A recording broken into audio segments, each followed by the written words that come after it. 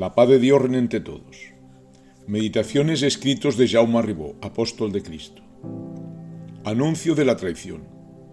Cuando el Maestro terminó de dar las advertencias precedentes de los últimos tiempos y juicio final a sus discípulos, para que lo revelaran a sus seguidores y quedara escrito en bien de las almas a través de los siglos, Jesús tuvo aflicción de espíritu, recordando lo que se avecinaba para él, y les dice: «Sabéis que dentro de 2 días es la Pascua, y el Hijo del Hombre será entregado para que lo crucifiquen». Los discípulos, que de nuevo oían aquella sentencia de labios del Maestro, varias veces manifestada por él, sienten un escalofrío que les invade a todo su ser, quedando paralizados sus miembros sin poder articular palabra. Nada entienden todavía con esta declaración sobre la cruda realidad de lo que les iba a acontecer. Pero sus almas sí que vienen a presagiar con gran temor las duras pruebas y tentaciones que tendrían que afrontar, quedando desmoralizados y vencidos en cierto modo por el terrible Satanás, hasta llegar a quedar confundidos sobre la potestad y origen del Maestro. Mas todo fue permitido por Dios en bien de sus almas, porque aquella su debilidad tan extrema que experimentaron, después de pasada la tribulación de la prueba y recobrar la paz, se dieron perfecta cuenta que el ser humano por sí solo, sin la ayuda suprema de Dios, no es nada. Cuando somos azotados por la dura prueba, nuestra mente con gran facilidad desvaría y quedamos sin noción ninguna para razonar rectamente, siendo por ello atacados y doblegados por los espíritus del mal, llegando a faltar gravemente muchas veces, quedando sin fuerzas para defendernos por faltarnos el uso de razón. En aquellos días, de nuevo se reunieron los principales de los sacerdotes y ancianos del pueblo junto con Caifás para tratar lo que tantas veces habían acordado, pero que no sabían y al mismo tiempo temían realizarlo, porque era lo más vil y lamentable que el ser humano pueda realizar en este mundo, como lo fue el prender al Hijo de Dios. Mas aquella caterva de homicidas, llenos de soberbia, estaban desencajados de ira contra el Mesías, porque no sabían cómo prenderlo, puesto que después de la excomunión que había decretado el Sanedrín contra aquel que dijera que Cristo era el Mesías, la mayoría del pueblo hacía caso omiso a esta sentencia, donde los más fervorosos hablaban de Jesús en el templo, revelando la virtud y sabiduría con que eran ungidos aquellos que le escuchaban y querían en él. Por ello, y bajo la potestad conocida de Cristo en realizar milagros, los seres iban acercando cada día más a la verdad de Cristo, sin poder impedir nada a las jerarquías que gobernaban la religión de Israel.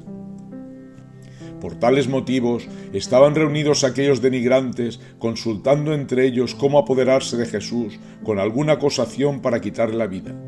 Mas como no tenían causa alguna para condenarle, y tenía que ser falsamente, tenían gran temor de que sucediera durante la fiesta de la Pascua, por si el pueblo se alborotaba y se lanzaba sobre ellos. Y cuando más acalorados estaban aquellos desgraciados, inspirados por el propio diablo de cómo llevar a cabo sus nefandos planes, se presenta ante ellos Judas Iscariote, pues éste sabía que hacía tiempo que el Sanedrín había excomulgado a Jesús, dando una orden de que quienquiera que supiera dónde paraba el Maestro, lo denunciaran al tribunal, pero aquella orden la habían dado aquellos cobardes y blasfemos, porque tenían miedo de prenderle, puesto que en nada lo podían acusar, y sabían que Jesús muchos días estaba en el templo adoctrinando al pueblo de Dios, donde por tales motivos que conocía Judas, sabía que el desgraciado discípulo, que sería bien recibido si iba a ofrecerle a aquellos desalmados la entrega del Hijo de Dios. Y así sucedió. El diablo, permitido por Dios, ya había planeado las cosas, y aquellos que le habían dado entrada en su corazón eran instrumentos de toda su maldad.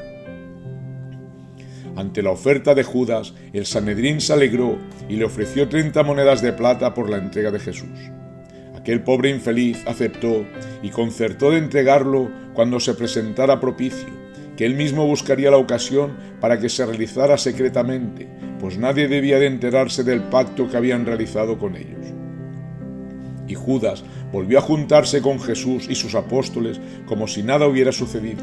aunque por dentro el desasosiego le devoraba, quemándole las entrañas con un tormento desgarrador, porque sus sentimientos estaban totalmente poseídos y dominados por Satanás, como nunca ante el pacto que había realizado.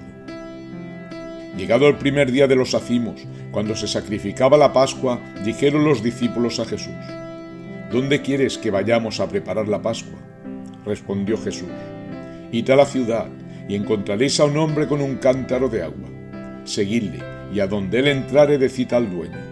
el Maestro nos envía para que nos diga dónde tiene el lugar para que coma la Pascua con sus discípulos. Y él os indicará el sitio. Allí preparad la Pascua, que nosotros presto acudiremos. Los 2 apóstoles se fueron a Jerusalén y conforme el Maestro les predijo, así les sucedió, dando una vez más pruebas contundentes de la clarividencia y potestad de su inmaculado ser, preparando allí todas las cosas para celebrar aquella Pascua que era la última que con ellos comían. Llegada la tarde se juntaron de nuevo el Maestro y los suyos con aquellos 2 que se habían anticipado, y terminado todo lo necesario, y estando ya en el atardecer, se sentaron en la mesa para celebrar la tradición del pueblo de Israel sobre la liberación de Egipto. Y Jesús, antes de empezar, con gran fervor de espíritu, así les vino a hablar: ardientemente he deseado comer esta Pascua con vosotros antes de perecer, porque os digo que no comeré más de ella hasta que se cumpla en el reino de Dios. Grandes y sublimes palabras las de Cristo, porque ellas demuestran el vivo deseo que ardía en su alma de entregarles, que debían de imitarle en la inmolación que él iba a realizar por amor a los demás. Hora suprema había llegado para el Salvador, para consumar y rubricar con el dolor y abandono al sufrimiento más cruel su obra inmortal de santa redención para todas las almas de este destierro. Mientras comían, el Espíritu de Cristo se entristeció en profunda aflicción al contemplar con su divina clarividencia que aquella cena de despedida, tan sagrada como honrosa, en la que todos juntos debían de formar una sola alma, había entre los 12 escogidos que él tanto amaba y que el Padre se los había entregado, uno que sería nombrado hijo de perdición, porque había pactado con el diablo, y ya todo lo tenía dispuesto y preparado para entregar aquella misma noche al Hijo de Salvación. Con una amargura indecible que penetraba despiadadamente en su adorable espíritu, Cristo dice a todos los comensales: en verdad os digo que uno de vosotros me entregará, uno que come conmigo. Los apóstoles se quedaron asombrados al oír tal declaración, pues sabían que el Maestro siempre hablaba con causa irrevocable, y aquella vez lo había hecho con una gravedad y sentimiento que todos quedaron sobrecogidos de desasosiego y temor a la vez, sin poder concebir lo que habían oído. Mas, pasados los primeros momentos de turbación, empezaron a reflexionar, y temblorosos e invadidos por una angustia que los devoraba, uno tras de otro, menos Judas, empezaron a preguntar al Maestro: ¿soy yo, Señor? Mas Jesús, como si nada oyera, por estar su mente lejos de aquel lugar, así viene a contestar: uno de los 12, el que moja conmigo en el plato. El Hijo del Hombre sigue su camino según de él está escrito, pero ay de aquel hombre por quien el Hijo del Hombre será entregado. Mejor le fuera a ese hombre no haber nacido. Sentencia que da aquí el Redentor hacia aquel pobre infeliz. Así tuvo que suceder debido a la iniquidad y perversidad del hombre como testimonio de inmolación y martirio del Hijo de Dios, al tener que ser uno de los escogidos que lo viniera a entregar. Mas él iba siguiendo su camino espinoso de sufrimiento en honra y gloria de los cielos y salvación de las almas. Él caminaba hacia adelante por más obstáculos que pusiera la maldad. Nada ni nadie podían cortar sus pasos, aunque sangraran sus pies y desgarraran de dolor su tierno y amoroso corazón. Mas, malaventurado 1000 veces aquel desdichado, que por dar entrada en sus sentimientos al rey de las tinieblas y la muerte, martirizaba despiadadamente con su proceder inicuo al Hijo del bien supremo. Mejor le fuera no haber nacido, porque muy caro tuvo que pagar el mal paso hacia el justo entre los justos, que le dejó manchada su alma con tal virulencia de maldad, que tendrá que sufrir horrores siglo tras siglo para poder llegar a limpiar tal abominable pecado. Entonces Judas, al oír la acusación del Maestro, y como todos le habían preguntado menos él, para no ser descubierto por su mutismo, le pregunta también después de todos: ¿soy acaso yo, Maestro? Y como Judas estaba sentado cerca de Jesús, le contestó con voz baja diciéndole: tú lo has dicho. quedando así descubierto Judas ante el amor y caridad del Maestro en la Santa Cena.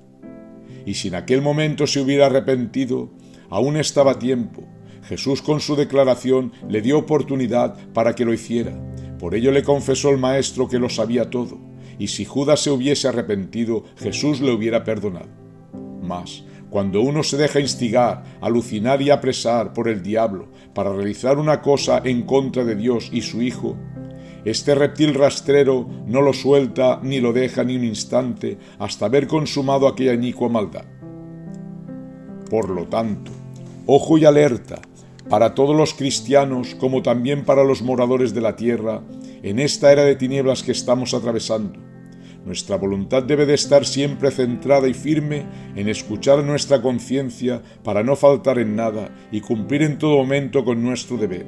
llevando siempre en nuestros sentimientos el bien y verdad de Dios, como toda la pureza que de Él emana,